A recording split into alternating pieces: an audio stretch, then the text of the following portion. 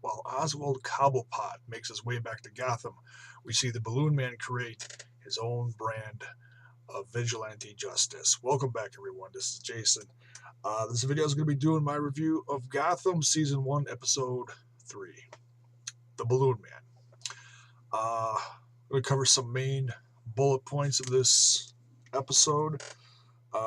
Bruce Wayne, the Balloon Man himself, Penguin, and last but not least, Barbara's newfound relationship, kind of dug up from the past with Montoya. All right. We see Bruce Wayne and Alfred working on their, well, I was going to say working on the relationship. Really not working on the relationship. Alfred is doing his best to adjust to this newfound position he's put in, like I said in the last video for the last episode. He works for the Wayne family, and he's also raising Bruce Wayne, which is a double-edged sword in his life now. He's trying to do right by him and yet raise him at the same time.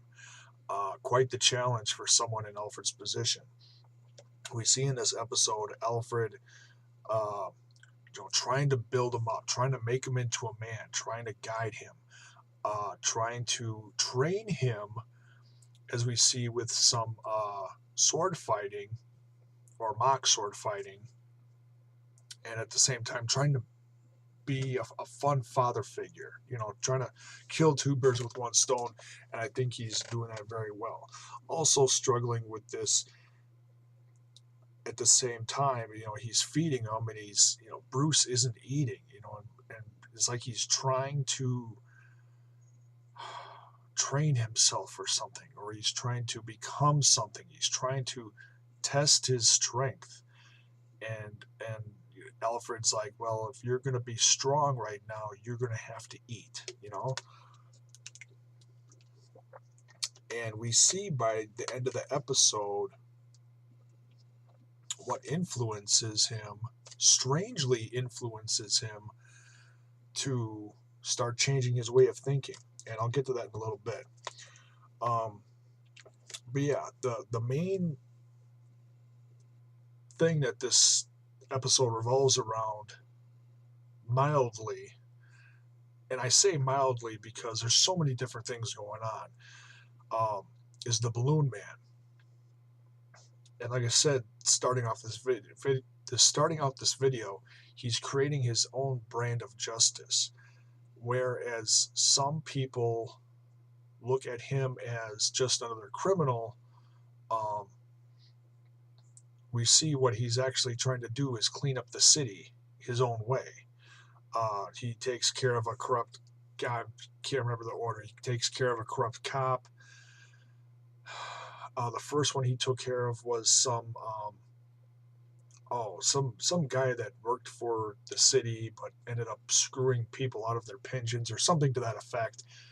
Took care of him. The third one was a cardinal who had been accused of we'll just say molesting children. And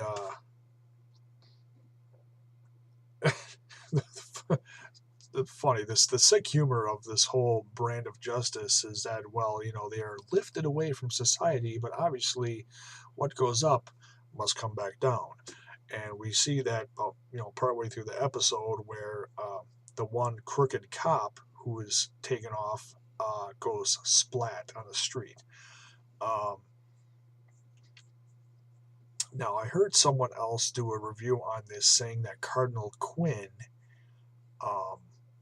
saying that the name Quinn was foreshadowing to something else. That's possibly foreshadowing to the character Harley Quinn, but that's a female, so I'm not sure exactly, how the two are tied together. If Harley Quinn ends up being one of the people that this cardinal molested, and we find that out down the road somewhere, possibly. I'm not really sure. But anyways, just touching on that a bit because it is kind of a weird thing to touch on.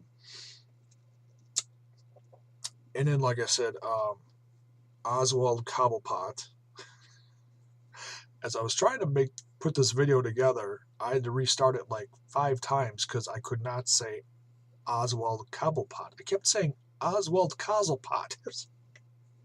Finally got it right. Oswald Cobblepot. I was going to call him Penguin. So much easier. Penguin. See? Just rolls off the tongue.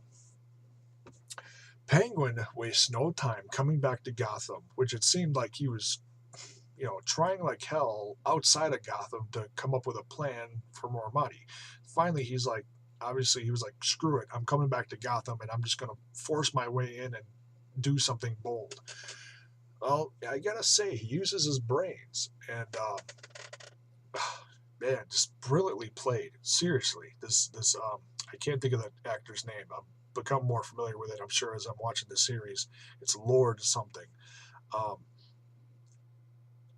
He just plays it because he makes you feel so many different emotions while you're watching him. It's like, oh, you feel bad for him because he's kind of weak and looks kind of timid, but then he pulls out a knife and stabs you to death. It's like, oh,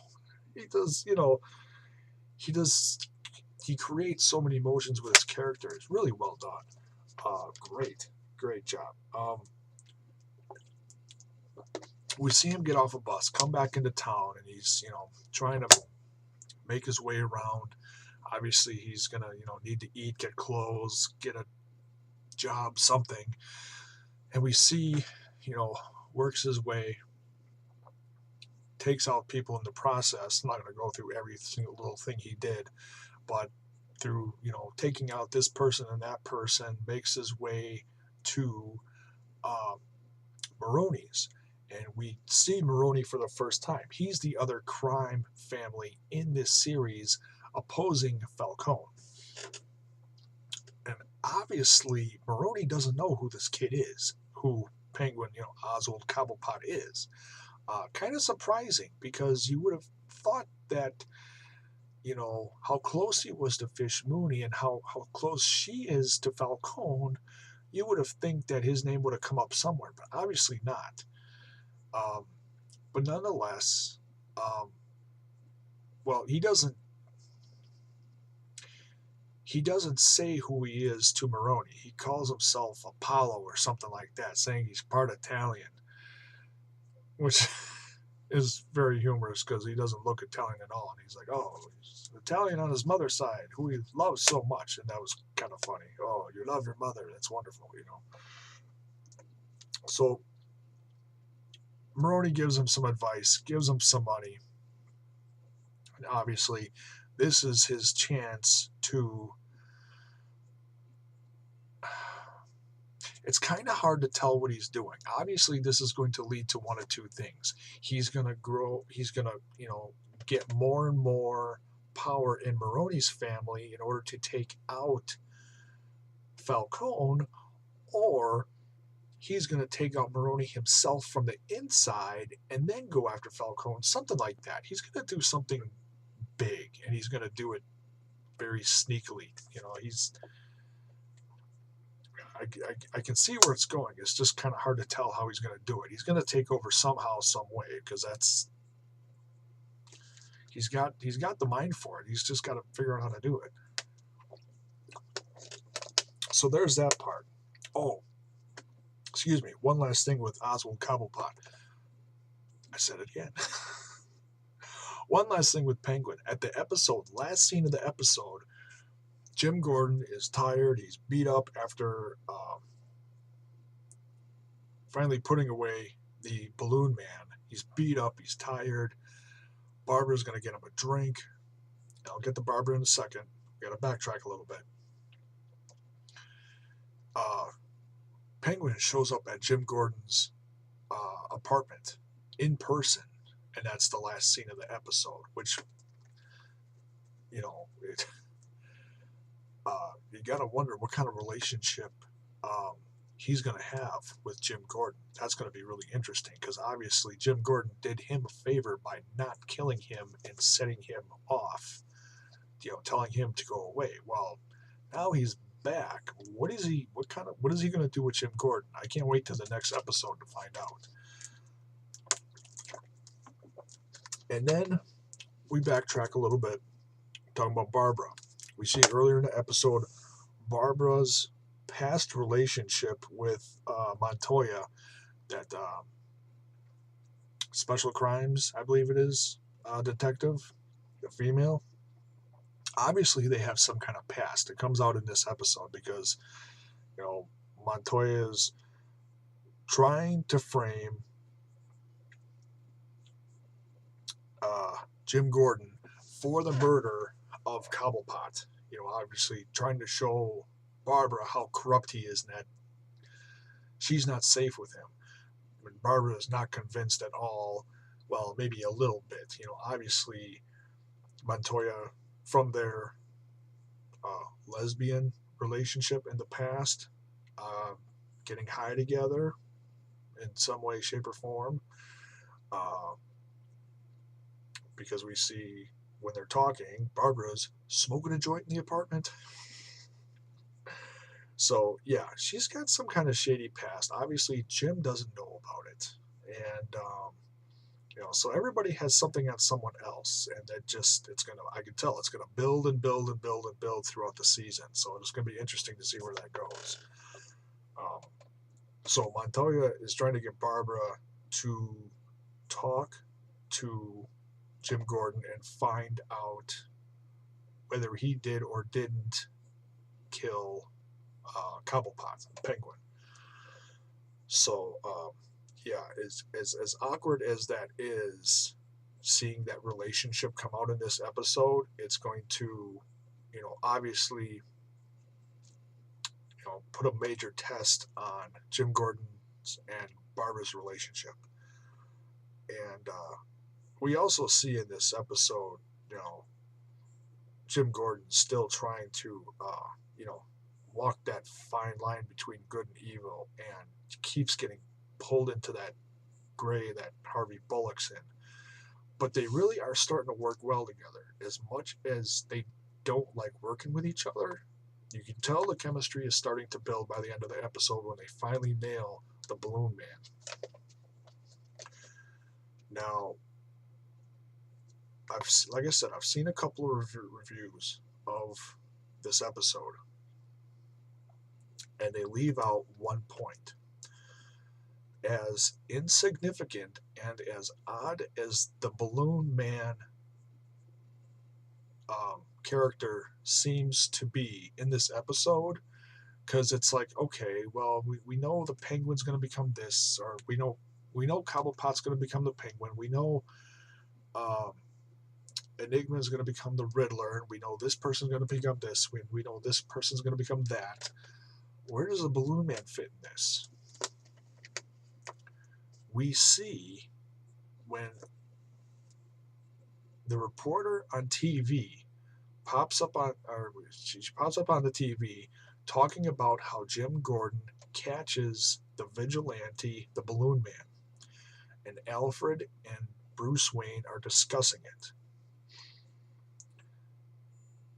We see now. I don't think everybody caught this. I caught it, and my point is, in all this, the significance of the Balloon Man, as strange as it is, I believe the fact that he was a vigilante is one of the first major things that influences Bruce Wayne to become who he will become in the future, and that's Batman. The fact that he was a vigilante and, put out his own brand of justice. And that is probably the most significant part of this episode. And if you blink, you miss it. Obviously they're talking, oh, they caught him. Oh, well, you can see the wheels turning in Bruce Wayne's head, because he's sitting there, in front of the TV watching it. And then Alfred leaves him, and all of a sudden, oh, he's a vigilante. that's what I want to do. And we see Bruce Wayne take a bite of the dinner that Alfred made him. Obviously, if he's going to become this vigilante, he's going to have to become stronger.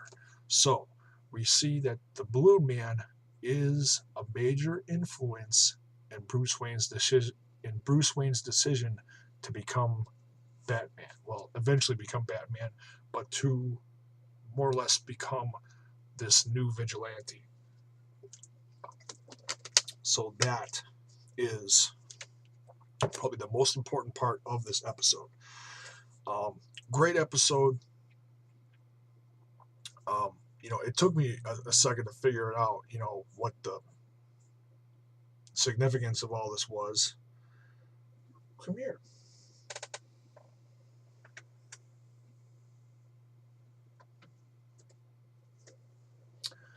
One of my buddies saying hi.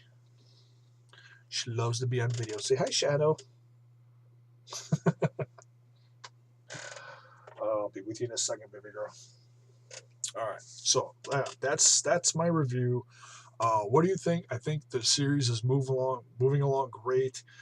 The relationships, they're all stressed out. They're on the edge. They're really making progress as far as where we see things are going.